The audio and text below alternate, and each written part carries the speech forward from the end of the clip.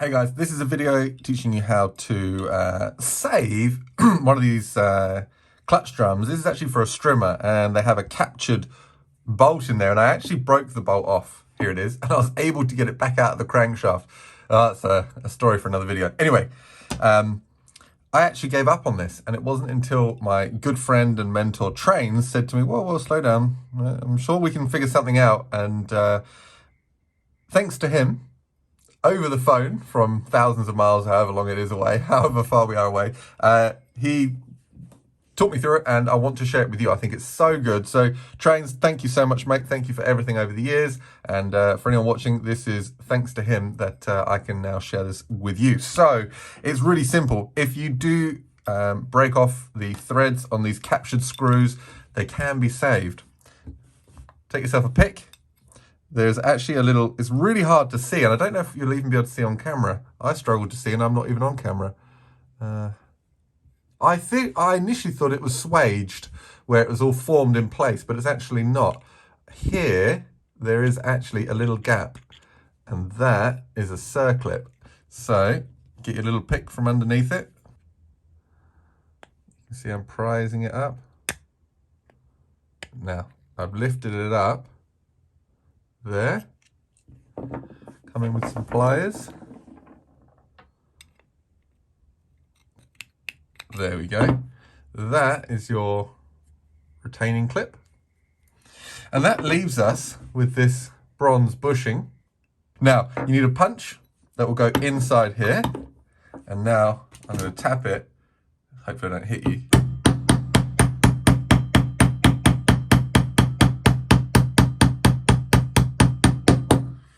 It's nearly out. There's a little bit more to go. So I'm just going to hold it in my hand and give it a couple of taps. And there comes out your bronze bushing. And that is the broken bolt that we're now going to replace to save this clutch drum. You can see how I took that out. Oh dear. Yeah, it gives me shivers. I'm so glad I got it fixed. So, very simple. You need to make sure that you have two things you're looking for, well, actually three things you're looking for. One, a Torx bit that is small enough that you can get the shaft of the Torx bit down in there. So generally T25 or smaller. Then the length has to be the original length. Where's my original? So you can match that up with the original. And ideally, the width has to be, it's actually typically wider than a standard bit. So in this case, I haven't got one that wide. I'm just using a washer. The washer is the same width, and that will work just fine. Actually, it's slightly bigger, but it's the same width as the bushing, so it can hold it captured. Because if I try and put this through, the bolt on its own would just slip right out. So how do we put it back together? Very simple. Get yourself some 2-stroke oil. Make sure this is nice and clean. Make sure that there's no burr that's going to get caught on in here, and there isn't. That looks absolutely fine. Take hold of that. Your washer, put your new bolt and washer in, place it well and seat it nicely at the bottom, like so. Oil up your bronze bushing. Doesn't matter which way you go. Oh my, this is Amsoil Sabre. I absolutely love the colour. I just can't get over it. That then goes into there. And now start it straight, of course, and gently tap again with a soft mallet.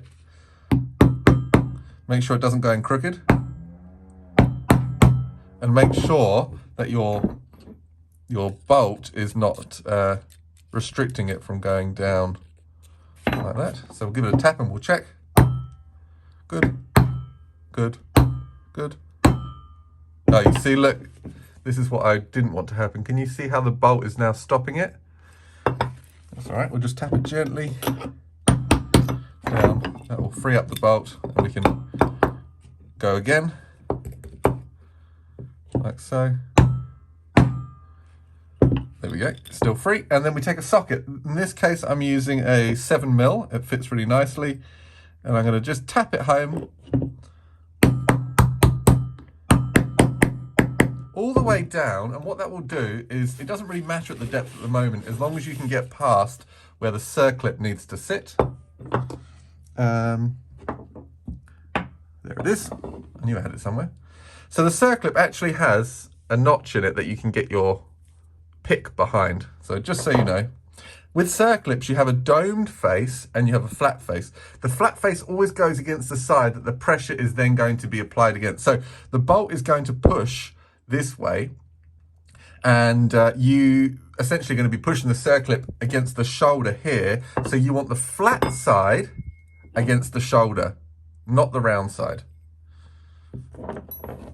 Take your pliers. So in this case, the flat side is facing up. Put it in, give it a bit of a twist. Don't lose this clip. And now make sure you're seated in the groove, or the recess, as it were. You don't want to flick it out. Keep your finger on top. That's seated there. That's seated there. And we've got one more bit here. That's seated all the way around. And the last thing, just to finish off, you want to just tap this bronze bushing against the circlip to get it back to the original position. There. And you have now replaced your clutch drum with the captured bolt, and it's all ready to be reused. So there we go. I'm so glad that I can share this with you guys. I really hope it saves you from throwing these away and spending $40 or $50 on a new clutch drum when you can actually pop it out by removing that very tricky to see, especially if there's any sort of dirt or oil on there, circlip. As I said, I thought initially this was swaged and it was formed in place. Actually, it's not. So there we go. Hope it helps. A massive shout out and a big thanks to my friend Trains, because without him, this would be in the bin, and we've actually been able to save it. Thanks, guys.